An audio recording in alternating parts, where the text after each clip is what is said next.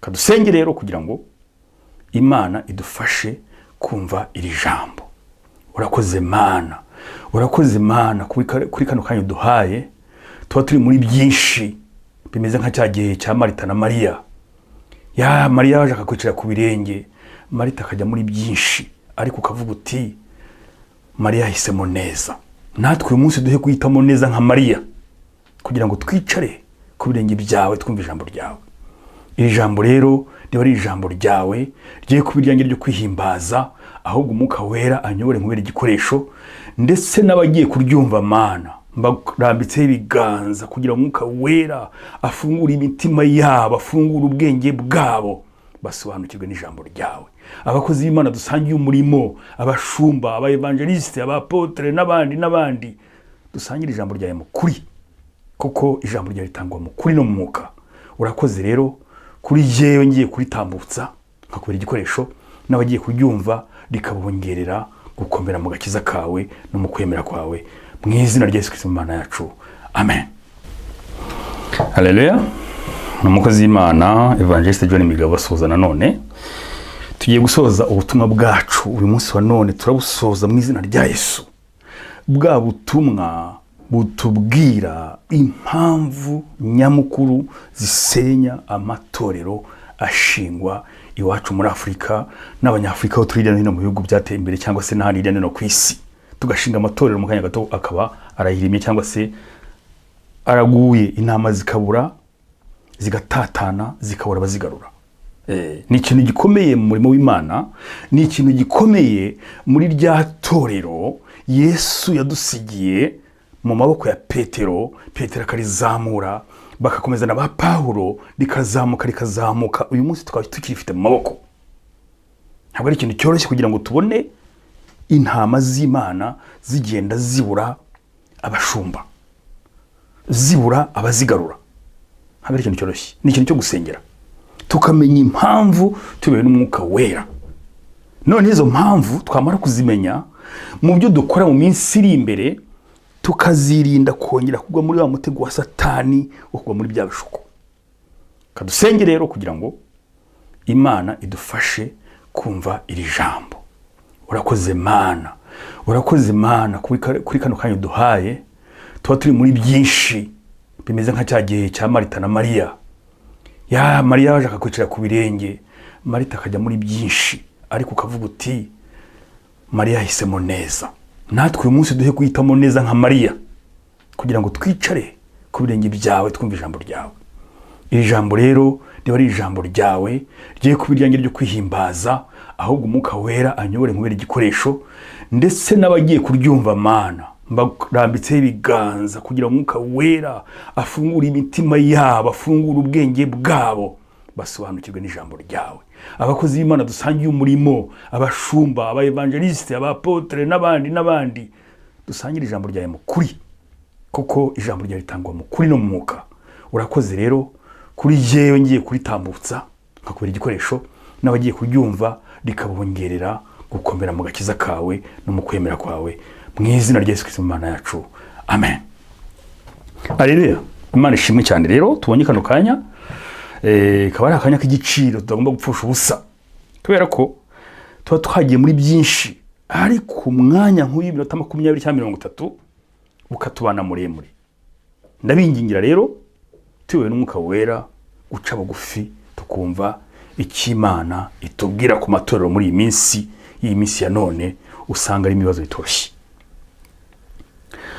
Iby'Imana yampaye uyu munsi wa none ngiye kubasangiza nanone bishobora kwangiza itorero ry'Imana, ni ibintu 5 cyangwa se bigera kuri 6 ndibabwire uyu munsi wa none. Twari twabonye 5, ubu nongera 6 bira 11. Ushaka kumva bya bindi 5 arumva ubutumwa bwatambutse ubushize ku mpamvu zisenya amatorero yacu ya Kinyafrika y'iki. Muri ibyo 6, icyambere nibyo bita inyigisho archaïque, inyigisho zisa n'izishaje. Iyo mvuze inyigisho archaïque, ubwo nuvuga ngo cyane banagiye muri Ancien Testament. Ntabwo ndimo gusenya Ancien Testament, ahubwo jewe Imana yampaye imbaraga zo kwigisha la théologie du Nouveau Testament ariko mvana source muri Ancien Testament. Amen. Iyo twinjiye muri Ancien Testament rero, iyo mvuga inyigisho archaïque, dusangamo batsinda cyane ku biribwa n'ibinyobwa nk'icyaha gikomeye.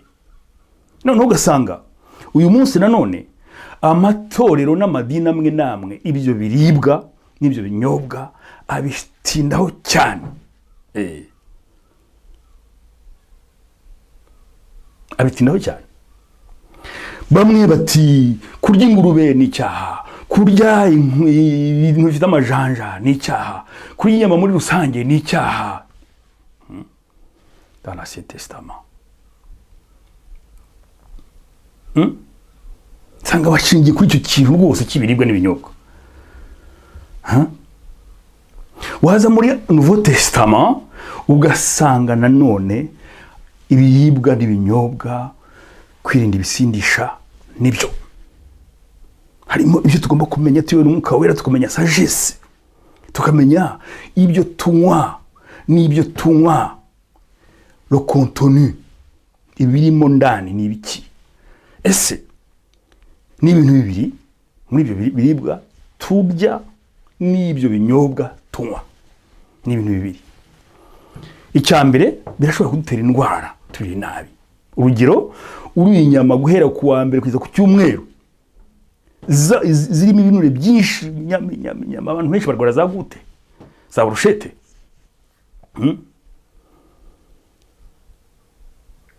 Indwara. Umuntu agahera ku wa mbere ari mu kabari akageza ku cyumweru. Indwara, amasukari ava muri izo byeri, za diabete n'ibindi. Indwara. Tugomba kwigisha ingaruka z'ibyo biribwa bibi n'ibyo binyobwa bibi. Ariko muri ibyo ngibyo dushobora kuramo ibiribwa byiza, tubiriye muri karite zikwiye, tugira akamaro mu mubiri wacu.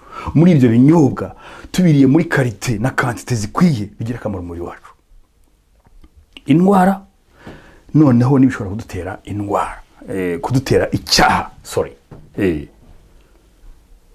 sanga ntabwo biba byoroshye iyo abantu bamaze kwinjiza muri mind yabo ibintu imyaka n'imyaka, magana n'amagana, le colon cyangwa se wa wundi wari ufite inyungu mu missionnaire yatsindagiye mu bantu, uyu munsi kongera kugira ngo bigarure nayo byaramugoye. Nayo byaramugoye, ibi bintu nabe bigarutseho. Niyo umuntu tuvuge afashe ibyatsi by'urumogi akabirya, birahera ubwonko. Nibirahera ubwonko ashobora kurwana akica umuntu, ashobora gukora ibindi byaha bibi, agatinya ibyo atatinyukaga, amagambo n'ibindi. Yesu yavuze iki rero? Muri Matayo 15:6-20, ubutumwa bwa Yesu Kristo uko bwanditswe na Matayo 15:6-20. Twasome Matayo 15:6-20. Ntago masoma hose. Nuko ijambo ry'Imana mwarihinduye ubusa ngo mukomeze imigenzo yanyu, les traditions, ya migenzo ya kera cy'Yahudi. Mwandyarya mwe, Yesaya yahanuye ibyanyu neza, ati ubwoko bunshimisha iminwa, ariko imitima yabo imbakure. Bansengera ubusa kuko inyigisho bigisha ari amategeko y'abantu, bayobowe na emotions. Ahamagara abantu arababwira ati nimwumve musobanukirwe, ikijya mu kanwa si cyo gihumanya umuntu, ahubwo ikiva mu kanwa ke nicyo kimuhumanya. Maze abigishwa baramwegera baramubaza batuzi yuko abafarisayo barakajwe no kumva ayo magambo. Arabasubiza ati igiti cyose data wo mu ijuru adateye kizarandurwa. Nimubareke n'abaranda ati impumyi kandi nabo bahumye, ariko impumyi iranda sindi zombi zigwa hehe? Mu mwobo. Tukurikira ngo ku murongo wa 14. Impumyi iyo irandase indi zombi zigwa mu mwobo. Noneho abigishwa baramubwira bati abafarisayo barakaye, uyu munsi nanjye nshobora kwigisha iri jambo hakavamo bamwe bakandakarira, ariko nta kibazo. Cyangwa se bati John Evangeliste yatandukiriye, yavuze ibitavugwa. Abantu benshi bakora bakababwa kubiribwa n'ibinyobwa ntibavugisha ukuri. Ariko niwe n'Umwuka Wera ndababwira bene data, tumenye ngo ibiribwa n'ibinyobwa turya Yesu abivuga iki. Muri Matayo 11 nanone tubagire twumve Matayo 11 twihute murongo wa 18 kugeza kwa 19. Nuko Yohana yaje atarya ngo kuko Yohana yaje atarya tanywa bagira bati afite dayimoni. Umwana w'umuntu aje aryanywa bagira bati dore iki kirura cy'umunywi w'inzoga, inshuti y'abakoresha b'ikoro n'abanyabyaha, ariko ubwenge bwerekanwa n'imirimo yabwo. Amen. Ubwenge bwerekanwa n'imirimo yabwo, ubuswa bwerekanwa n'imirimo yabwo, ubujiji bwerekanwa n'imirimo yabwo. Kandi ngo Yohana yaratunzwe n'ubuhura, yirinda yigingesera kugira ngo atagira ibimwanduza. Ibyo byose byo muri Ancien Testament, ibiribwa n'ibinyobwa byose yarabyirindaga. Yesu aje azavanaho za tradition, ya migenzo ya yindi y'umuntu wambaye umubiri. Ahangaha arongera akerekana ati ibi arabisobanura neza hano hariya kuri 15 muhumve neza. Kuri 16 turavuga ngo 15-16 Matayo, mbese namwe ntimurajijuka. Ho ni Yesu, namwe muracyari muri bya bindi. Uyu munsi nanjye ndababaza ngo namwe muracyari muri bya bindi. Ntimuzi yuko ikintu cyose kigiye mu kanwa kijya mu nda. Ho ni Yesu, ntabwo ari njyewe, ni Imana ibivuga. Kikanyura mu nzira zacyo, ariko ibiva mu kanwa biba bivuye mu mutima, nibyo bihumanya umuntu. Kuko mu mutima w'umuntu ariho haturuka ibitekerezo bibi, kwica, gusambana, guheheta, kwiba, kubeshyira abandi, n'ibitutsi n'ibindi n'ibindi. Mwakira ijambo ry'Imana, si ryanjye, n'iryantumye ngo mbabwire. Ibiribwa cyangwa se ibinyobwa turya tukanywa bigira inzira yabyo, dore mbereke. Mu kanwa bikamanuka mu muhogo, bikagenda mu gifu, bikagira inzira bisohokeramo bikagenda. Ariko muri ibyo tunywa cyangwa se tunarya, hari bimwe kubera ko umubiri urayungurura ugasigarana bimwe. Hari bimwe bifite poison, bifite mwitegereze, kiberetse igishushanyo neza. Imana yarampaye ubushobozi bwo kubishaka kugira ngo noneho mbimurike. The digestive system, inzira y'ibiryo, l'appareil digestif. Amen. Tubitindaho rero nabi. Ibi biryo n'ibi binyobwa twe tubitindaho nabi. Uvuravuga ngo kwa jina la Yesu yasomyeho, kwa jina la Yesu yariyeho. Kubera iki? Kubera iki? Kubera iki tubitindaho? Tinda kubimuvamo. Ni uziko mu kubyoroshya cyangwa se mu gukora inshamake, ni uziko hari ibintu unywa ukabinywa bikakugiraho ingaruka mbi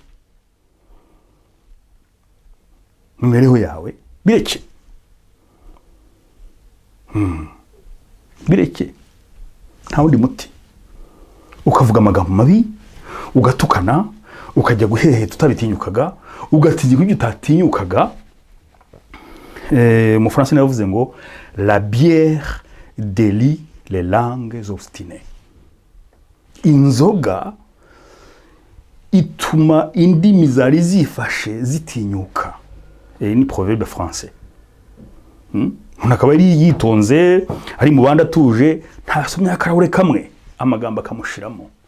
iyo nzoga yireke. Hari n'abazinywa bagatangira kubira ibyuya, akagira izindi ngaruka. Ibyo bintu byose bigutera kumera gutyo, bireke. Niba uzi ko ugiye kwa muganga ugasanga urarwaye kubera ko wenda wariye ibiryo ndengarugero, ibyo biryo bireke. Urimo uratwika, urangiza urusengero rw'Imana. Full stop. Nicyo gihe mbivugaho. Sinya muri details nyinshi kuko ingaruka zibaho n'ubwoba bwo gutinya abana b'abantu kurusha uko dutinya Imana. Niba mu rusengero bavuga bati ibi birabujijwe, wowe ukaba utumva neza impamvu, uzajya kubikora wihishe, uzajya kubirya ubinywe wihishe. Ariko itorero nyakuri tuzabona rigomba kugira free mu burenganzira bwawe, umaze kwiga, umaze gusobanukirwa, ugafata umwanzuro n'Imana yawe. Ntabwo ari jyewe uzatinya nka evangeliste, nka pastor, uzatinya Imana yawe, kandi Imana ireba hose. Kisi ndeba hose. Ni wowe n'Imana yawe tu. Nubwo ubutumwa tugomba gutanga mu buryo bwiza. Suko nshyikira ngo ibinyobwa n'ibiribwa byose bimwebwe biribwe, oya. Ariko ndagira ngo tubitange mu buryo bwiza busobanutse. Ni iki nongeraho mu gusenya amatorero rero. Ubwo bwoba bw'abayobozi, umuntu akagira ngo none yabona bimaze kurenga urugero, akavuga ati kabambaye ku mugaragaro. Abandi bati arova akagaje kandi kabutokwe, ariko noneho ugasanga bagiye kugashyira ahantu kugira ngo kamara icyumweru kagire fermentation kundi kuntu kaze mu musemburo, azakanywa nyuma y'icyumweru naho kamusindisha. Usanga pastor yasinze butokwe. Butokwe nayo irasindisha imaze igihe, ariko c'est la fermentation. Umusemburo uraza. Sibyo se? Akangaka gasa n'agashaje, ariko niko kangwa neza. Gaho uzabisobanura gute? Utwo tuntu twose rero mu buryo bw'umurimo w'Imana tuvemo itorero ry'Imana risigaye itorero rigera, iri torero riri free nk'uko Yesu yari free ngo arakomanga. Jambo ry'Imana rirakomanga rikakubwiza ukuri ukihitiramo. Ntabwo ari guhata ngo ngira utagira ibyo ntibibaho. Bene data, never ever. Bakozi y'Imana never ever. Uyatu umuntu nk'igitugu rwose, mutwaza igitugu. Ahanyuzura mucunga, Jona nyuza, Jona avuganye n'akanaka, Jona nsanze yicara n'abandi bantu. Yesu yavuze ngo iki? Mwana w'umuntu yaje aryanywa ngo dore iki gisambo cy'umunywi inzoga gisangira n'abanyabyaha. Jambo ry'Imana twaribona. Yohani we yari yigengesereye cyane, agatungwa n'ubuhura bwonyine ngo atiyanduza. Ariko yize daimoni, ntabwo wari wazi igihe arira. Sibyo? Iryo ni ijambo ry'ukuri. Inyigisho archaïque, inyigisho zishaje, iminsi yo gusengaho turayitindaho kubera iki? Kwa gatandatu, ku cyumweru n'ibindi, ibyo ni biki? Iminsi yaje ryari? Wa gatandatu ni iki? Ukimweru ni iki? Byaje biti? Umwaka za karandire n'ibindi. Ibyo se byagiye biza nyuma. Nta mpamvu y'umunsi. Imyambarire cyane cyane abadamu. Dusanga hariya mu rwa mbere Paulo yandikiye Abakorinto 11 umurongo wa 1 kugeza kwa 16. Imyambarire cyane cyane abadamu. Ugasanga abadamu barabazengereza mu myambarire yabo, mu kwitaho kwabo. Koko ubu turacyari muri ibyo. Abadamu benshi baje nahangaha bavuye mu bintu by'iwacu gusenga, bambaye bakigira ibitenge, bambara ibigera ku birenge, ipantaro irabujijwe n'ibindi. Bageze hano mu mbeho babanza kwitwara gutyo. Winda igihe cy'ubukonje kije bararwaye, hanyuma amapantaro bayacura batarayambaraga ahubwo. Wagira ute se? Ibyo ni ikibazo cya klima. Iwacu klima yacu yashyushye n'umuco, les traditions twabonye. Imisatsi basanga batinda ku misatsi, ntabwo ari ikibazo. Nta nubwo ari cyo imisatsi si icyaha, ipantaro si cyo cyaha, imyambarire si cyo cyaha. Icyaha ni kiturimo. In Jesus' name. icya kabiri kindi, kwitanga mu rusengero, icya cumi, amaturo n'ibindi. Icya cumi kigomba gutangwa, amaturo agomba gutangwa mu rusengero. Kwitanga kugira ngo umurimo w'Imana utere imbere bigomba gutangwa, nk'uko tubibona muri Maraki, igitabo cy'umuhanuzi Maraki, igice cya 3:10, kugira ngo ijambo ry'Imana rivuga ngo mu nzu yanjye ntabwo ari inzu y'abakene, ntabwo ari inzu igomba kuburamo ibiryo. Ariko ikibazo ni uburyo bamwe mu bakozi b'Imana bashaka kubivanamo indonke. Hari ibintu bita, ngenda bivuga nitonze, kwitanga cyangwa se par hypnotisme, to be hypnotized mu rusengero. Kuba hypnotized bivuze mu Kinyarwanda ni ukuba wahungeswe ugakora ibintu udatekereje. Ndabaha urugero, imbeba yinjiye mu cyumba, ugakubita hano, yakubita igasanga urahari, yakubita igasanga urahari, ikajya mu nguni iba stuck, igahagarara. Nushaka kugenda unuvuga ngo yabaye hypnotized, yagize hypnotism, ntabwo ikibasha gutekereza. Umuntu rero nawe mu rusengero yahageze, inyuguri mureye amafaranga murete, rutatanga uzarimuka, waje gukora ikintu cyacu muzanye n'ibindi. Abakristo baye hypnotized, bageze muri ecstasy ya hypnotism, ntabwo kibasha gutekereza neza. Aje gutanga icya cumi n'amaturo, yarangira nitikere mu mujyana akibagirwa akayijyana, parce que wamaze kumugira hypnotized, wamwungese, ntabwo kirimo kureba neza ko ari ituro, icya cumi, kwitanga by'umutima ukunze, bitavuye kuri hypnotisme, bitavuye kuguhungeta mu rusengero. Ngiye mfite za cases nyinshi, ariko niyo mbivuga nuko mfite za cases nyinshi. Mfite n'umuntu twagiye mu rusengero, se mvuga urwo ari rwo, dusohotsanya akiti kimucyura amafaranga yose yamari mu rusengero. Ati mbabarira ndwaneho rwose pe, ya mafaranga yose nari mfite ndatanze, mbuze nitikinyura. Urwo rusengero azarumaramo kangahe? Cya cumi n'amaturo bivuyeho, twareze zarasenyutse, twareze zivuyeho, hari imifuka 20 ya sima tugomba kugura, bikagenda ugasanga inyigisho zose zibaye kwitanga tu. Bene data, ntabwo ari byo. Muraca abantu intege, muratuma batanga ibyo badafite, muratuma bemera ibyo batazabona. Nimara kuvuga ko giye noneho nzatanga imifuka 30 ya sima nitanze kubera ko nabaye hypnotized, nagera hanze ngasanga umwana n'umugore baburaye,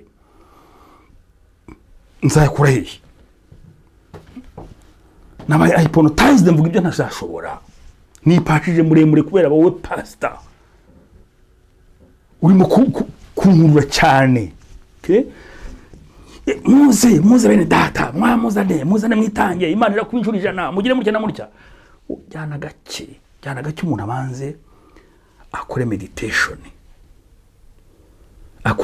atekereze neza, ngiye gutanga iri turo, ngiye gutanga in the name of Jesus, ndifashe mu biganza, ndishyize imbere yawe mwami, ndishyize mu nzu yawe kugira ngo iyi nzu yawe izarusheho gutera imbere, urusengero rwacu ruzubakwe neza, turusengere buhoro, twitonze, tutazamo ibindi bintu bya hypocrisy yo kubeshya abantu, kugira ngo bimaremo, biminine, basange nta n'icyo bagifite.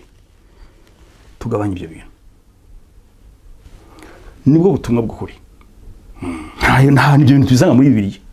Bibiliya dusobanura neza uburyo tugomba kwitangamo, ariko ntabwo hariho nabonye ngo wowe wasezeranye wagize urugendo gutya, amafaranga bagutwerereye, ni ibintu byinshi cyane, ntabwo nabivamo.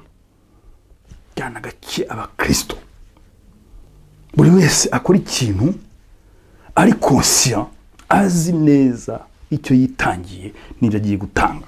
Amen. Imana yabwe icyubahiro, kuko ubutumwa buratambutse kandi nabishakaga.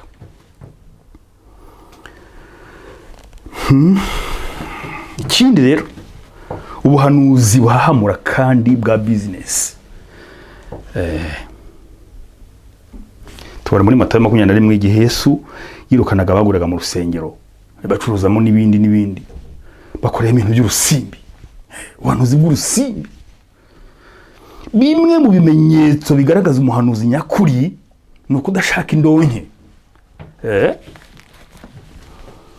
Senyo muri ibi y'abakatolike burya ngengira Bibiliya nyinshi zitandukanye kandi zose ndazemera ko ni ijambo ryahumetswe n'Imana. Bakubwira ko umuhanuzi nyakuri ugiye muri ba Samweli, ugiye muri ba Elisha, ugiye muri ba Eliya, ugiye muri ba Yesaya, ugiye muri ba Yeremiya, ugiye muri n'abandi n'abantu bahanuraga badashaka indonke. Amen. Umuhanuzi nyakuri ntashaka indonke, mbitsindagire. Umuhanuzi nyakuri ntashaka indonke mu bahanurira. Ntabwo Imana yaramubwiye ngo fata ibi ngutumye, fata iri jambo ryanjye ugende urigurishe. Never. Ntabwo Imana baragutumye. Imana yagutumye kujya kubwira abantu for free. Kuntu niba uri umuhanuzi nyakuri ntushobora gucabana amafaranga, ariko niba uri umuhanuzi bita charlatan, un charlatan prophète, il veut l'argent, money.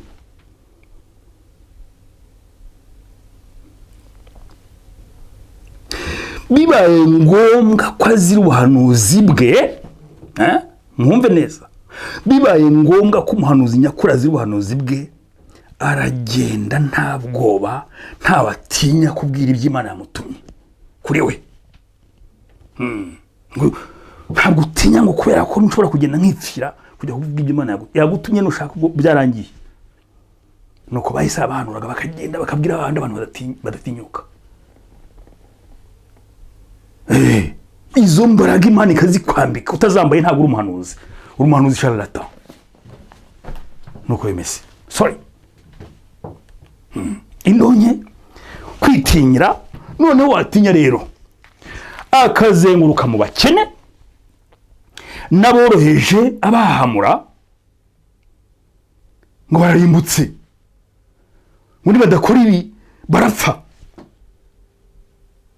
Tukibagirwa ko Yesu abo ngabo un charlatan prophète w'umuhanuzi w'ibinyoma hanurira ari bo Yesu yaje kurengera. Abo Yesu ari indisha amaboko ye, urajya kubabwira ko bagiye kurimbuka kubera iki bagize bati umukene n'uworoheje niwe Yesu yaziye.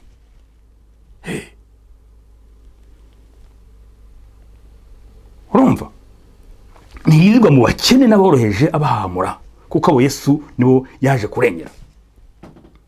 Umuhanuzi nyakuri yibanda ku banyabyaha b'imitima yabaye akahebwe, les hypocrites, indyarya, ababwira kwisubiraho.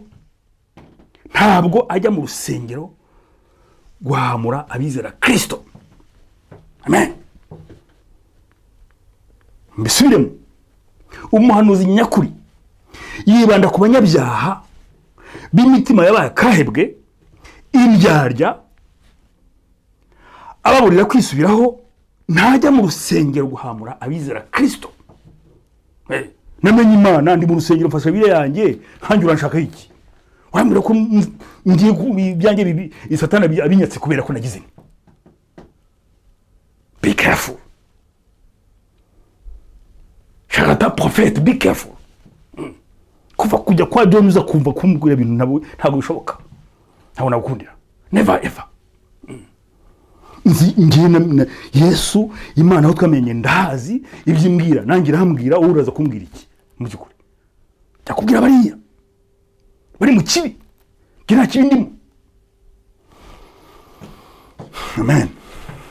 Ndumva nyuzwe niba n'Umwuka Wera, ndumva nyuzwe kugira ijambo.